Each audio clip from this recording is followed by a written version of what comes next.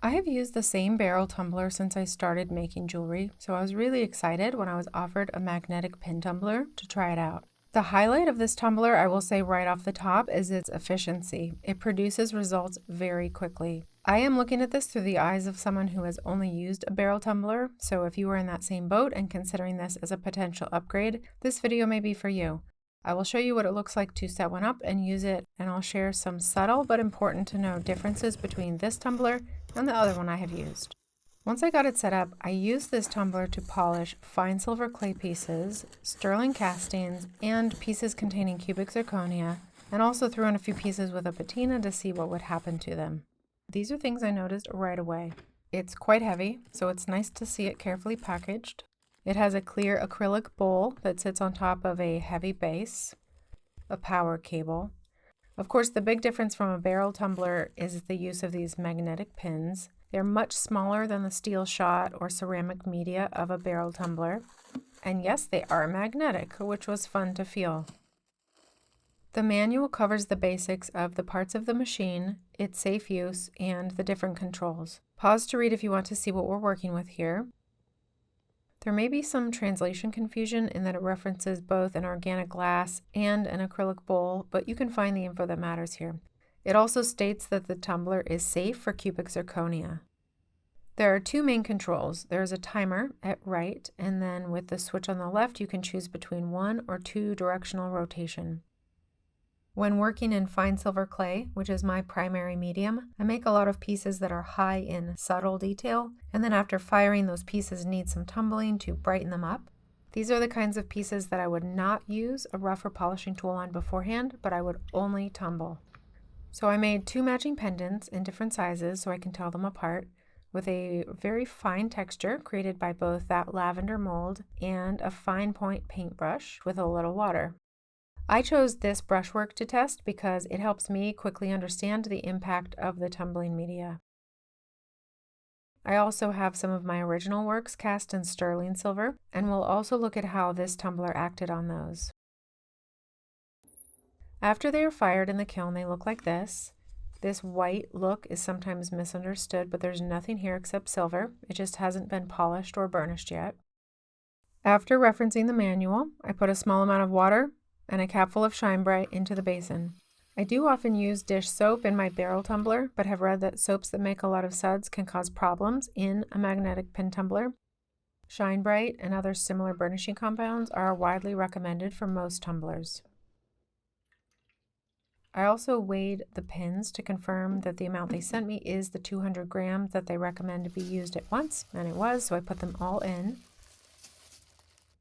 And then I did realize I needed more water to bring it at least up to the low fill line marked on the side, so I did that.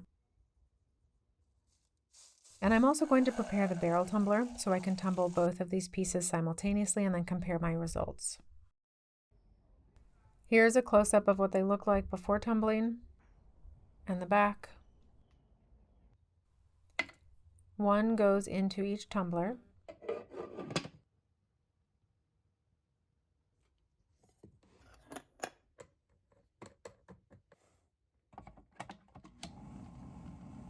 As recommended in the manual, I used the 2-directional rotation, which means that the bowl stops itself and changes direction every so often. I do think it's fascinating to be able to see what's going on inside. I was surprised how high it fills the bowl given how little liquid I put in. And this is what it looks like when it really gets going. I found that if the lid is properly seated, this is no problem, but do check that it's on straight before you start the machine because if not, it will leak. It's already clear, volume-wise and activity-wise, why this turns out to be such an efficient machine. And here we're about to see it change direction.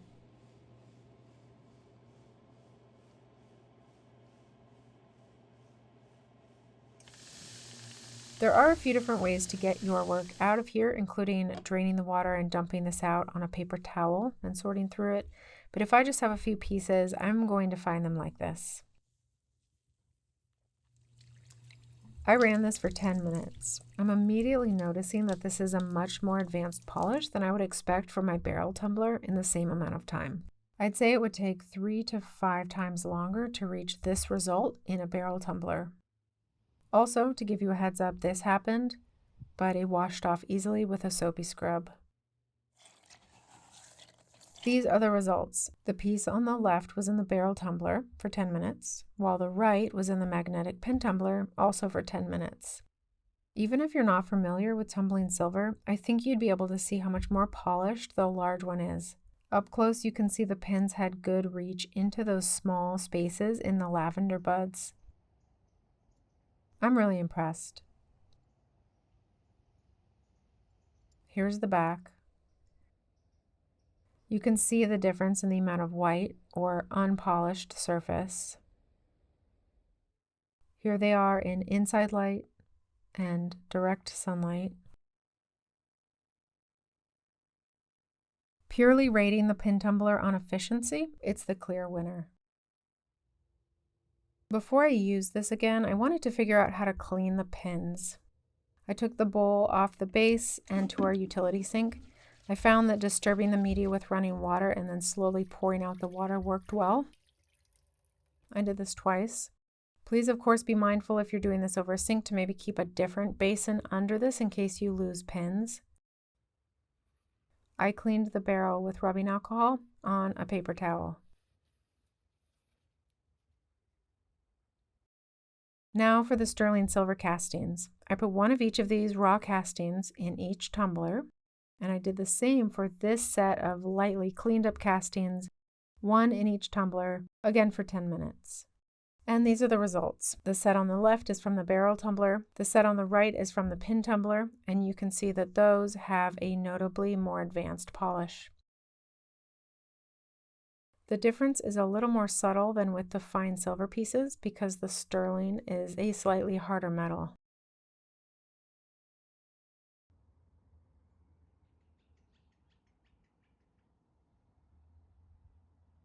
And then a final important distinction is that the kind of high polish possible with each tumbler is different, meaning that if you tumble the same piece in each for a long time, you're not going to arrive at the same kind of finish. The steel shot in a barrel tumbler can keep and refine a mirror polish, as seen on the left, but the ends of the magnetic pins will leave a subtle matte finish, seen here on the right. I first polished both of these to a mirror shine with a grit polisher, and then I put one in each tumbler. I would call both of these brightly polished, and I hope you can see that, but the result from the pin tumbler is slightly matte in comparison to the other. This is a matter of preference. Not everyone is looking for a mirror polish. If you are looking for a mirror polish, this tumbler will not do that for you.